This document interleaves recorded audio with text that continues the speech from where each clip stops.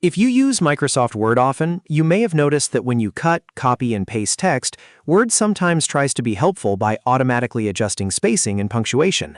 That feature is called Smart Cut and Paste, and while it can be useful for some people, it can also be annoying if you want full control over your formatting. In this video, I'm going to show you exactly how to disable Smart Cut and Paste in Word in just a few simple steps. If this tutorial helps you, make sure to hit that like button and subscribe for more quick Microsoft Word tips and tutorials. Alright, let's jump right in. First, open Microsoft Word on your computer. It can be any document because we're not changing the document itself right now. We're changing a Word setting that affects how paste behavior works across the app. Once Word is open, look to the top left corner of the window and click File. This takes you into the main menu where Word settings are stored. From the File menu, scroll down and click Options. This opens the Word Options window, which is where you can control lots of advanced settings for editing, display, proofing, and more. If you've never been here before, don't worry. The layout is very straightforward once you know where to look. Inside Word Options, look at the panel on the left side and click Advanced. This section contains a wide range of editing controls, so if you don't see the setting right away, just scroll through carefully. We're looking for the section called Cut, Copy, and Paste. This is the area where Word manages how text behaves whenever you move it around or insert it into a document.